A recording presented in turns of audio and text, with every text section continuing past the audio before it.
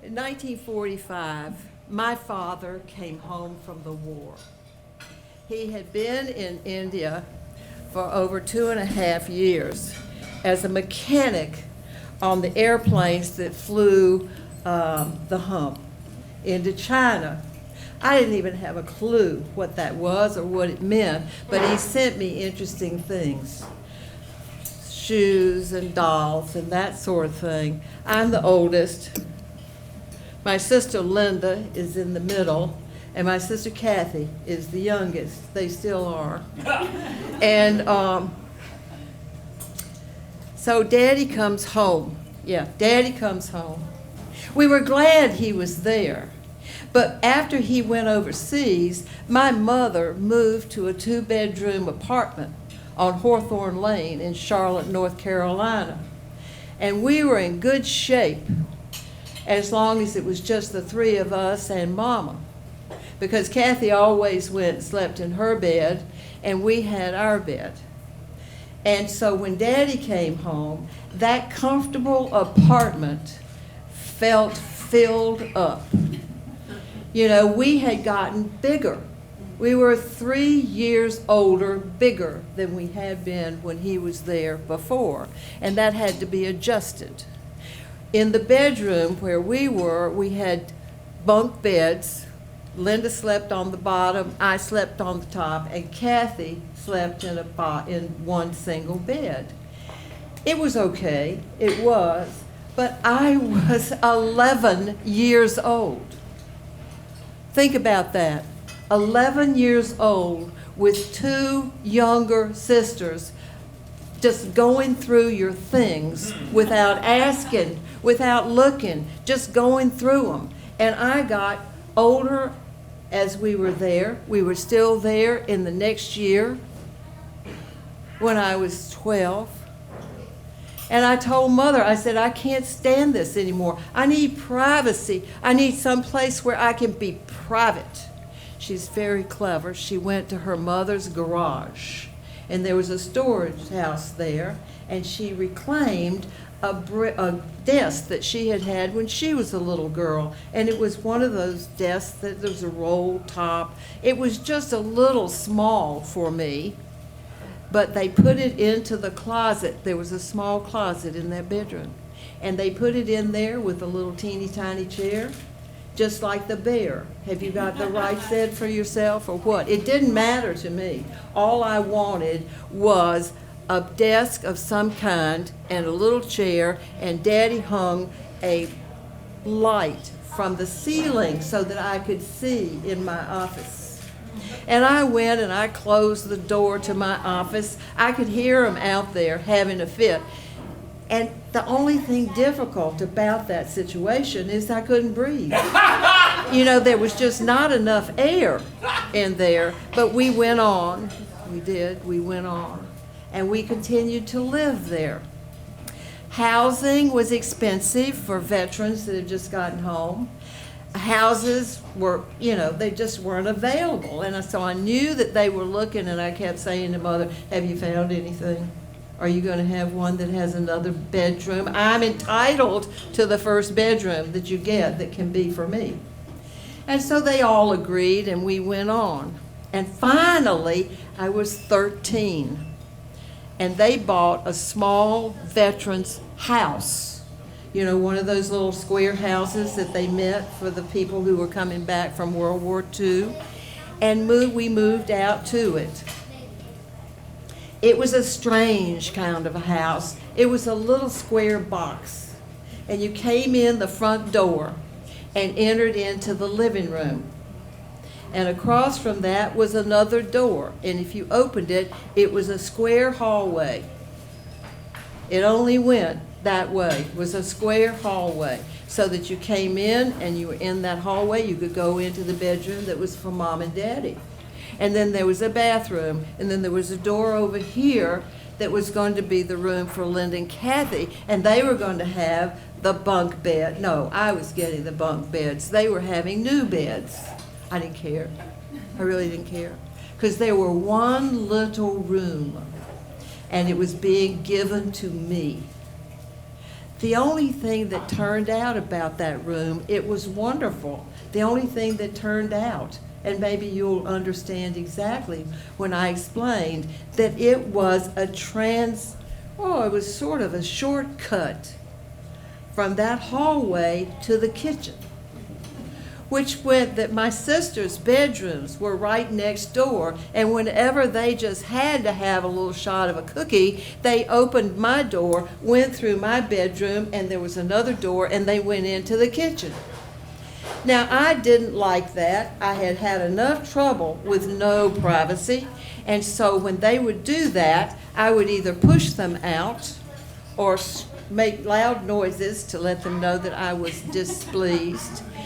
But I always grabbed hold of the door and shoved it as hard as I could. Get out and don't come back. My father came over to the doorway when he heard that, and he said, Ellouise, don't slam that door again. And then, of course, I did it again because they kept coming back. They thought it was funny that every time they did that and I got in trouble, they knew that I was having a hard time, and I slammed it. Well, you can see how that just kept up. One Saturday afternoon, we were all there together. I was in my room. I had the door shut. I was doing something important, and they came through, and they stopped. And they stopped to look at what I was doing and to move the papers around, and I pushed them toward the door and shoved them out, and I slammed the door. It was different this time. I heard something happening outside that door. There was a crumbling sound outside the door. I wasn't sure, but I thought I knew. And so I peeked out the door, and there was a pile of plaster on the floor. My sisters stuck their head out the other door, and they were laughing. You're gonna get it, you're gonna get it. I knew I was gonna get it. I am not dumb. I was 13 years old. I knew I was gonna get it. And so here comes Daddy. He came in the door, he stood there, and he looked and he observed very carefully what had happened.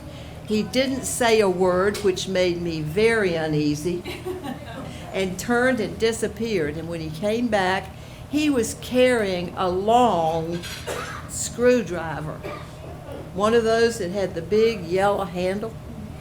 And so I looked at him, and he didn't say anything. He just said, signaled for me to get back out of his way.